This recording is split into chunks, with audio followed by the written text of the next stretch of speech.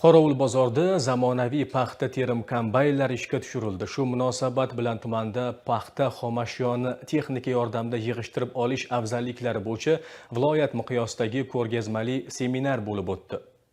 Ma'lumki, mamlakatimizda qishloq xo'jaligiga bosqichma-bosqich zamonaviy texnologiyalarni olib kirish orqali soha yil sayin taraqqiy ettirilmoqda. Bu borada UzAgroLeasing aksionerlik jamiyatining Buxoro viloyati filiali klaster va fermerlarga yaqin ko'makdosh bo'layotganligini alohida ta'kidlash joiz.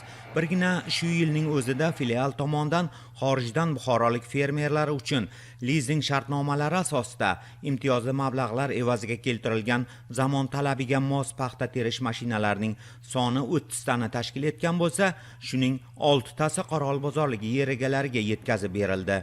Tumandagi Amromon fermer xo'jaligining dala maydonida tuman hokimlari va ularning qishloq xo'jaligi masalalari bo'yicha o'rinbosarlari, agroinspeksiya rahbarlari va boshqa sohaga tegishli mutaxassislar ishtirokida bo'lib o'tgan ko'rgazmali seminar jarayonida paxtachilikda mashina terimining qulay va afzal jihatlari bilan bog'liq, shuningdek, g'o'za bargini sun'iy to'ktirishga jiddiy e'tibor qaratish ahamiyati hamda mashina terimiga mo'ljallangan maydonlarni sifatli tayyorlash va yana boshqa bir qator dolzarb masalalar muhokamalar markazidan joy oldi.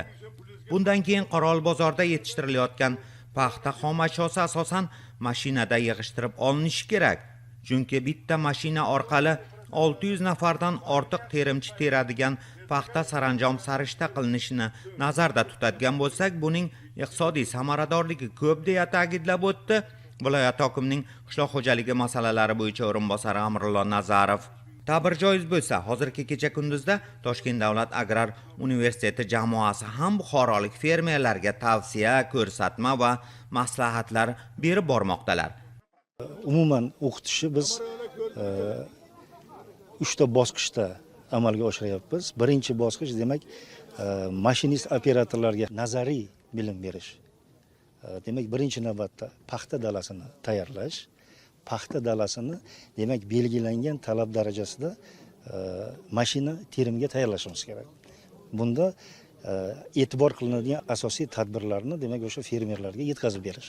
Xullas, shu kuni seminar kengashda paxta yig'im terimini qisqa muddatlarda o'tkazish, qolaversa bu borada texnika kuchiga tayanishning afzalliklari va paxtachilik istiqboli bilan bog'liq boshqa bir qator masalalar bo'yicha sohaga daxldor rahbar va mutaxassislarga aniq topshiriqlar berildi.